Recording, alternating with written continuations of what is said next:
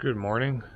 It's a Saturday and we're off to do a long ride pretty soon.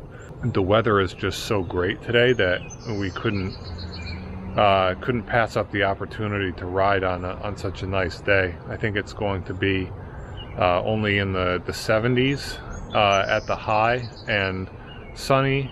Doesn't seem to be much humidity. And so it should be great weather for doing a long ride. Just went to urgent care yesterday to get the staples removed from my elbow and also have my ribs checked out. And so they did an X-ray, and fortunately there's no signs of fractures to the ribs, no signs of damage to the organs. I still have soreness in my abdomen. I still have my elbow patched up, but overall feeling much better and really ready and excited to get out there and ride.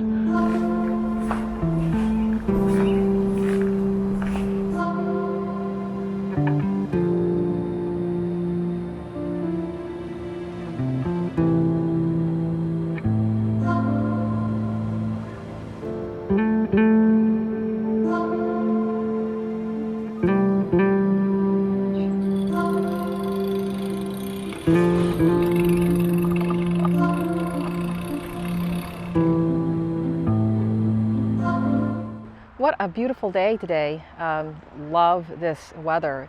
Luckily here in Connecticut it's cooled down a bit, and the humidity has died down, so it's a perfect day to ride, to do our second annual CTGF. This is the second time that we've done this ride.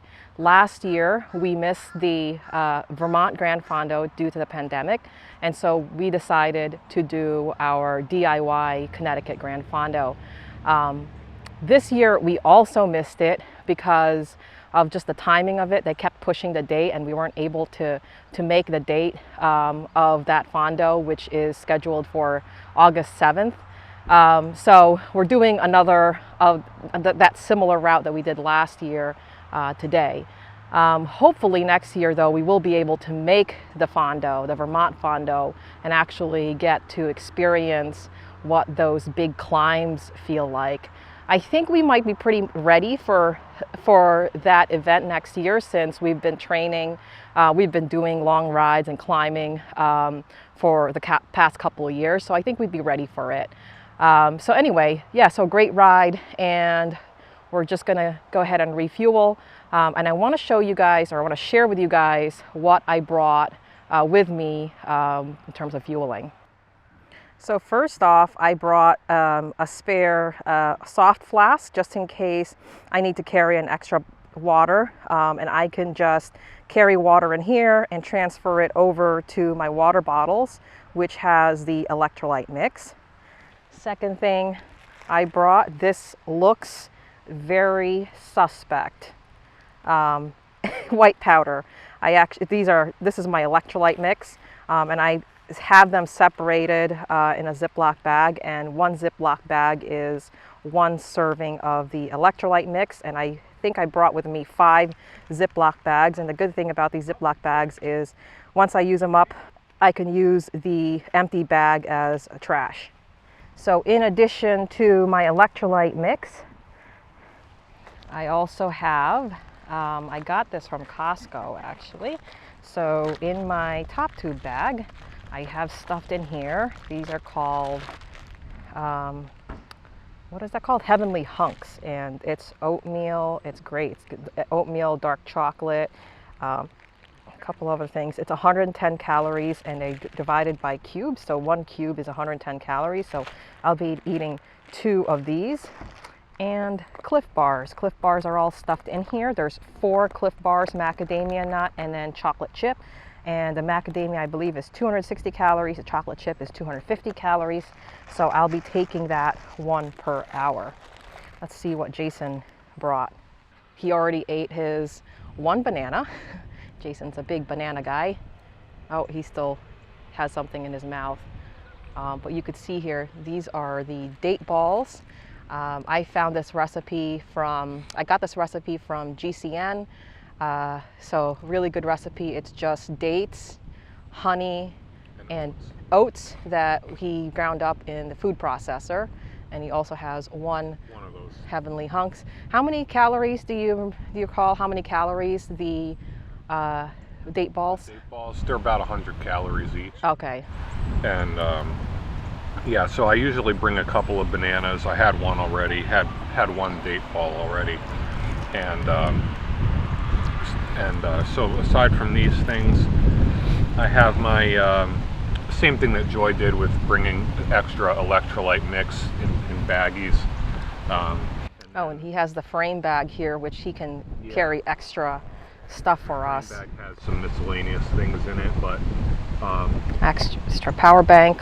My sort of emergency fueling is maple syrup. I always bring. Today I brought 2 bottles of this, and I think one of these bottles is about 400 calories.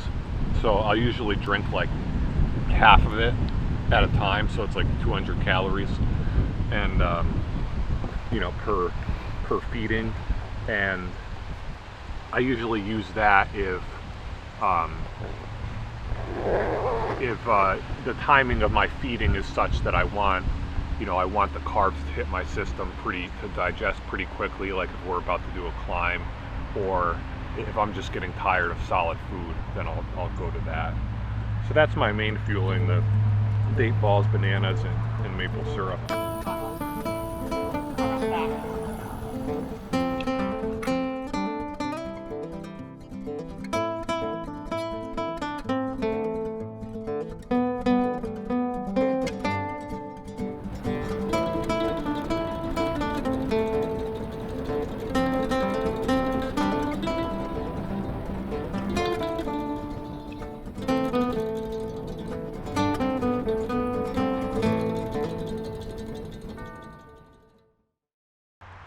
So one of the things that I recently purchased, actually I purchased it 2 weeks ago, but since we went on the main trip, I could not actually test it. So I purchased an e-bike, and for some of you guys, some of you who are saying, oh, e-bikes are for cheating. The e-bike is used for commuting and work. It's about 3 miles, but 3 miles is really nothing. However, when you factor in a pretty hilly 3-mile route, it gets to be a little bit difficult when you get to work and you are sweating bullets. So I wound up getting an e-bike from Priority Bicycles. Yeah, the donuts were looking good in there, but I just passed on it. Keeping it clean during the ride today. We're planning tentatively on going to getting dinner from our favorite restaurant tonight as our post ride dinner, which is Chuck's Steakhouse. And our anniversary was on Tuesday this week, so my mom gave us a small ice cream cake for our anniversary, and we haven't touched it yet, but we're planning on touching it tonight. So keeping it clean until then. I'm planning on just touching it and not actually eating it. I gained so much weight probably from all that eating that we did over on our trip to Maine, because we didn't actually do our big ride, which I was banking on. So I was eating all this crap, and then now I feel really guilty. But we're doing this ride, so.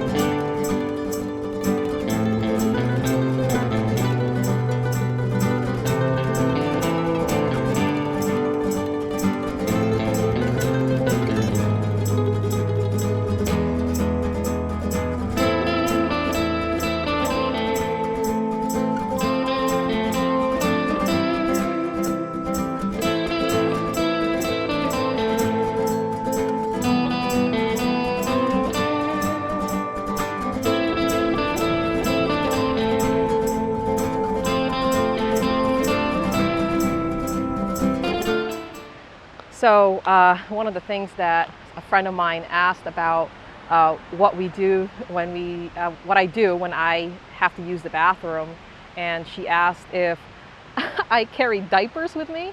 But I said, you know, I do go out in the woods. It's actually, I feel like it's more sanitary to go out in the woods than go into porta potties. There are porta potties, not situated around here. I know in the lower Fairfield County area around Valley Forge Road, there are a couple of porta potties situated in different parts of the road, which is convenient if you really have to go. But I do prefer to go in the woods because porta potties are gross. If I could go in the woods as much as I can, I would. It's just that the problem with women is that finding a nice, more discreet spot to use the bathroom, because you know you want to be obviously kind of keep away from anyone walking by or passersby or you know, motorists driving by. Obviously, like that's something you have to keep in mind. But I do very much prefer to go out in the woods. So we're almost 2 hours into our ride now, and so far 28 miles. So we're about roughly a third of the way. Stopped here at Bull's Bridge. You can probably hear the running water in the background from the Housatonic River. Yeah, it's actually pretty, it's moving pretty good today. Yeah, we've been maintaining a pretty good pace so far. It's been a really fun ride so far. I'm glad to be back out here for a long ride. It's been yeah, I'm also happy that so far my upper body, which is a little bit banged up still, is holding up pretty well. I'm not having any significant pain in my elbow or my ribs, so I think we're good to go the rest of the way.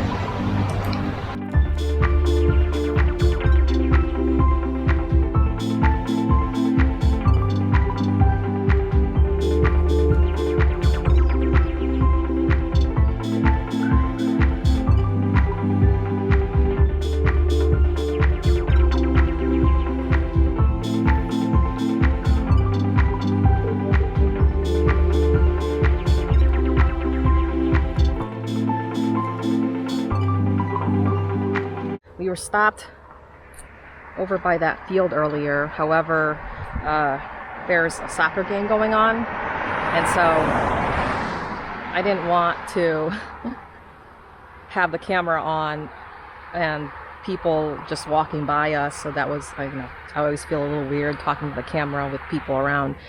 So we moved up a little bit further down the road here to where we are. So 30 miles in, and in about 10 miles or so, we're going to head over to Seeger Mountain.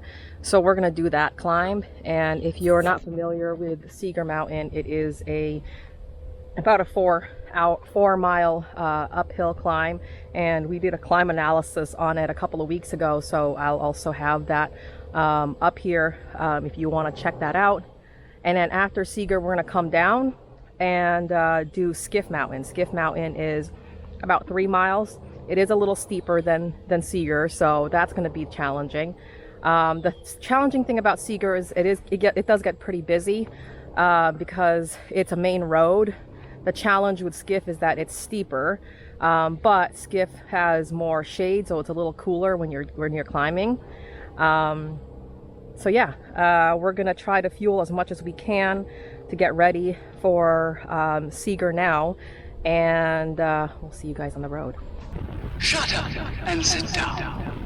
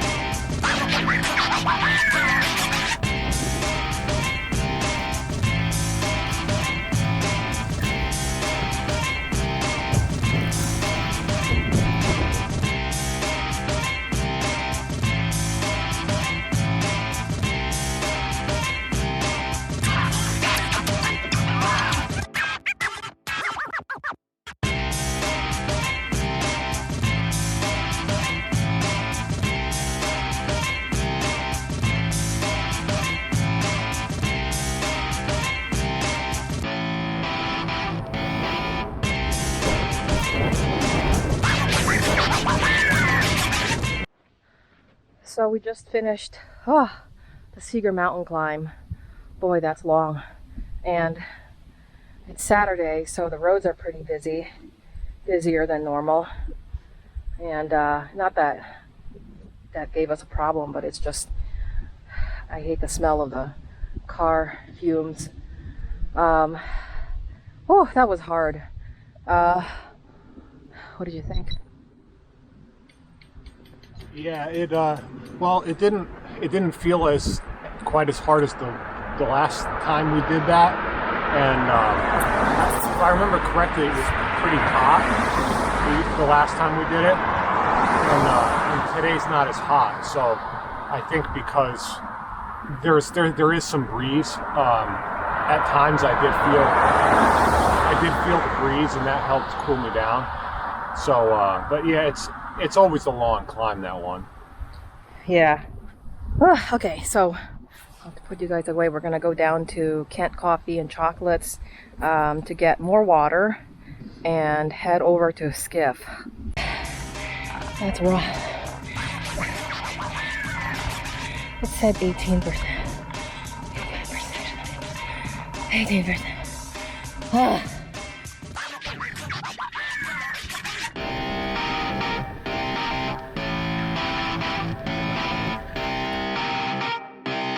Shut up and sit down.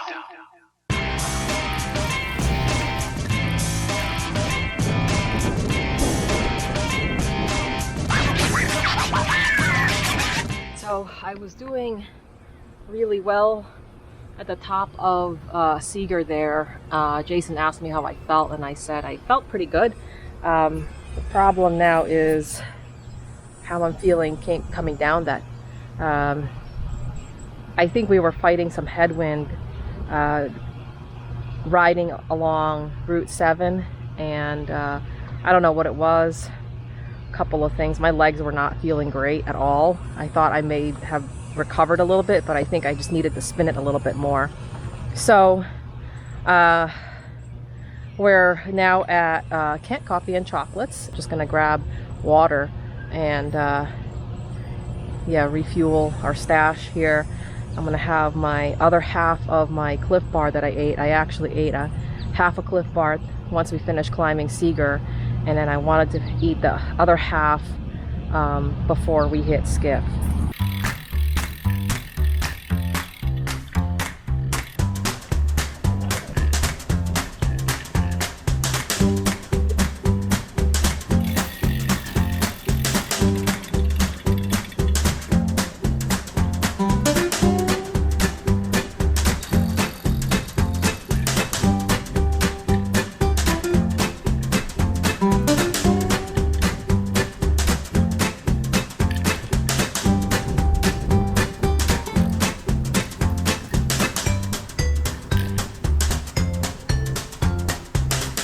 And now we're about to tackle Skiff Mountain climb.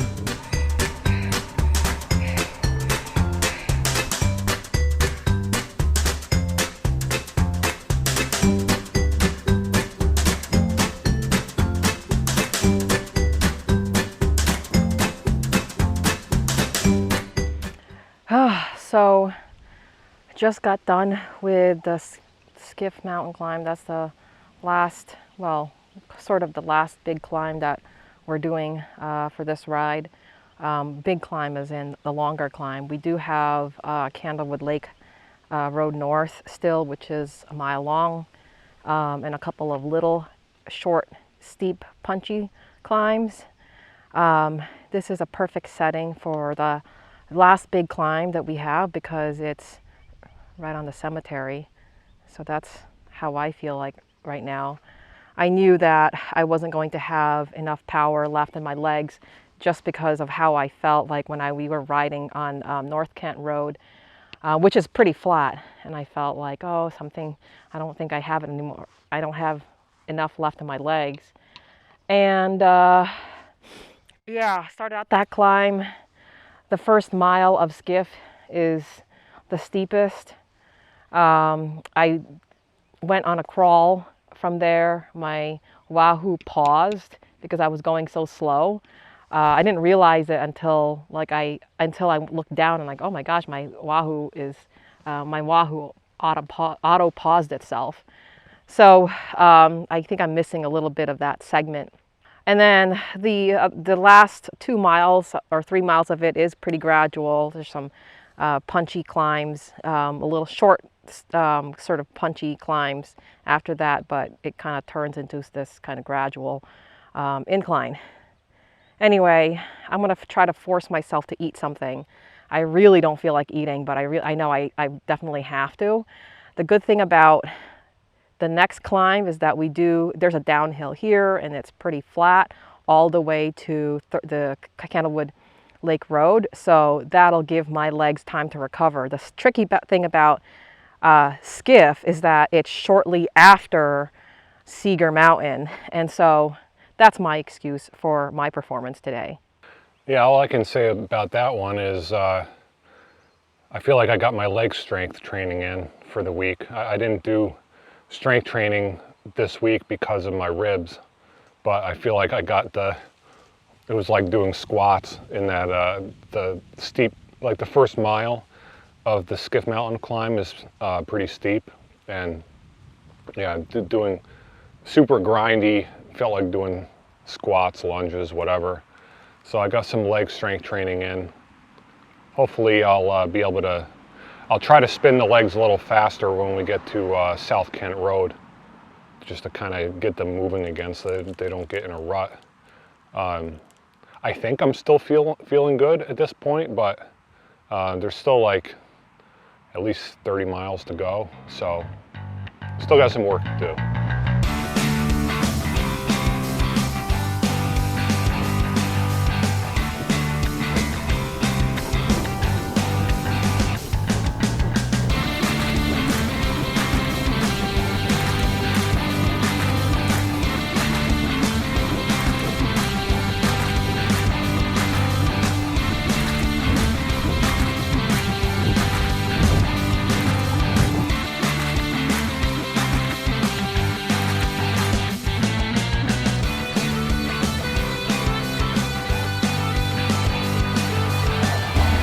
So we're here at the, what is this place called? It's a deli, New Country Deli store in Gaylorsville. And we're here to get more water. I'm going to take 2 in. And just so you guys know, nutrition-wise, I have eaten all my Heavenly Hunks. So that was 6 of them, so that's 660 calories.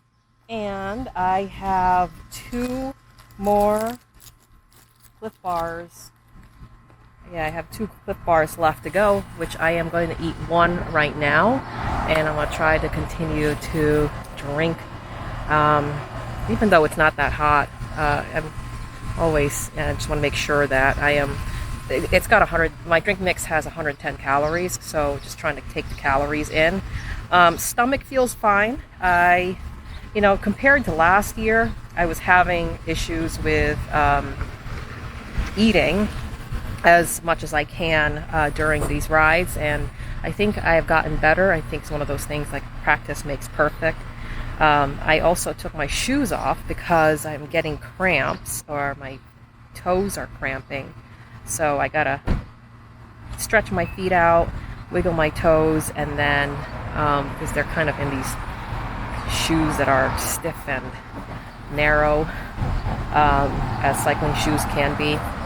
So yeah, I'm gonna go ahead and eat up, and it is, what time is it? It's 2:30 now, so we should be home around 4 o'clock, maybe 5, and hopefully get some dinner. We're near River Road, which I think will be our final stop. And I have to say, I think we're 63 miles into the ride, so about roughly 20 miles left. I have to say that I feel a lot less tired at this point than I did the last time we did this route last year. Definitely not feeling as fresh as I did at the beginning of the day, but still feeling pretty good, and definitely less tired than last time. So that's a great feeling. That is, I think, a sign that our fitness has improved over the last year. So I'm looking forward to finishing this ride strong.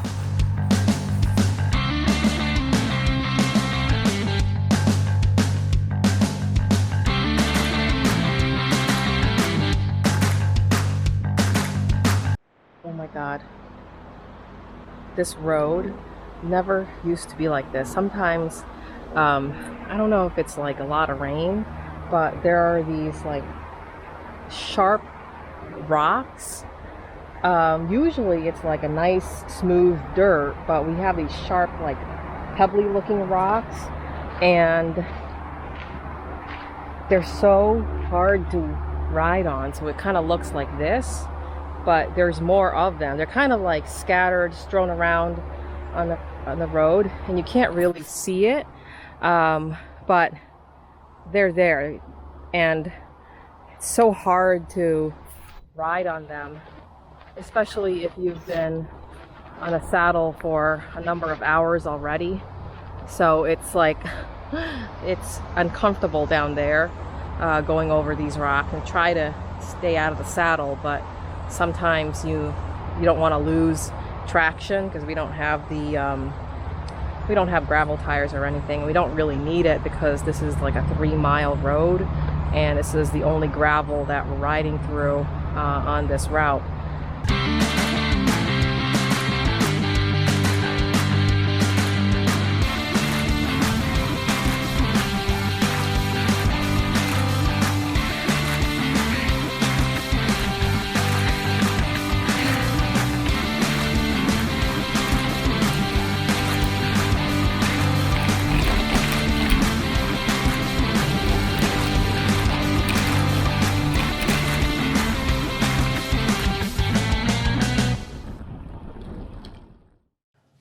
Whoa, what better way to capture a long ride than to make a long video? Although this happens to be a pattern going on here where my videos are getting longer, which I don't mean to. I mean to cut them shorter, but there's just so much I feel like that I want to fit in the video.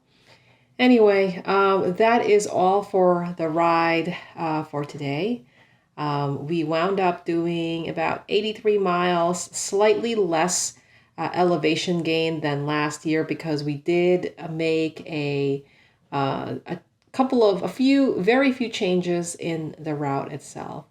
But it felt great to finish it, knowing that we did this similar route last year. And I know for myself, I had a really hard time with it, especially doing the second climb. It was a challenging feat last year, and I feel like this year it has gotten easier. I don't know if that is the right word to describe that experience, but I definitely am feeling a little better after doing longer rides with some elevation gain.